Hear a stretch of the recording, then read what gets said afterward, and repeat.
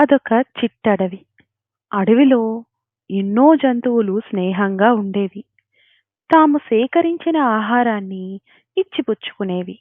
అయితే అందరి దగ్గర అప్పు తీసుకున్న ఓ నక్క ఒకరోజు ఖాళీ కడుపుతో చిక్కుల్లో పడింది. ఏం జరిగిందో చూద్దాం రండి. నక్కకి మిగిలిన జంతువుల మంచితనం వల్ల ఎక్కువ కష్టపడకుండానే తిండి దొరికేసేది.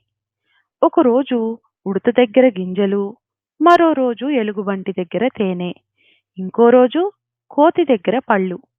అలా దానికి ఏం తినాలనిపిస్తే అవి. ఎవరి దగ్గర ఏం దొరుకుతాయో బాగా తెలుసు దానికి.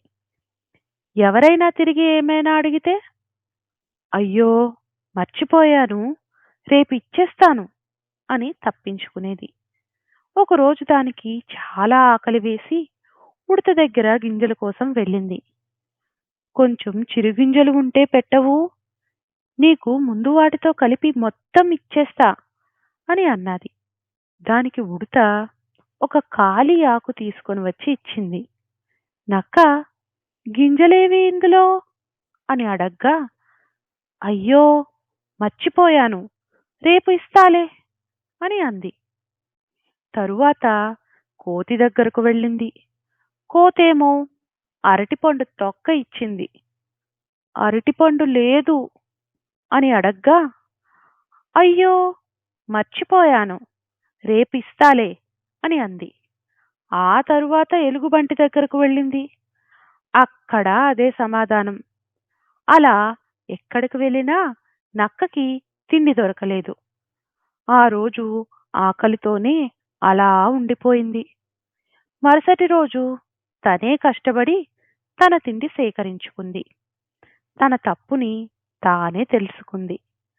అందరి దగ్గర తీసుకున్నవన్నీ తిరిగి ఇచ్చేసింది కూడా. అందరూ మళ్ళీ సంతోషంగా జీవించసాగారు. ఎదుటివారి మంచితనాన్ని ఆసరాగా చేసుకొని ఎక్కువ రోజులు సంతోషంగా జీవించలేము అని అర్థం చేసుకుంది నక్క. అవసరానికి తీసుకున్న వస్తువులు కృతజ్ఞతతో తిరిగి ఇచ్చేయటం మన బాధ్యత. ఏమంటారు? ఈ కథ మీకు నచ్చిందని అనుకుంటున్నాం. నచ్చితే లైక్ చేయండి. అలానే ఈ కథ నుండి మీరు ఏం తెలుసుకున్నారో కామెంట్లో వ్రాయండి. మరిన్ని ఇంట్రెస్టింగ్ స్టోరీస్ కోసం మన చిట్టి కథల్ని సబ్స్క్రైబ్ చేసుకోండి. మళ్ళీ కలుద్దాం మరో చిట్టి కథతో.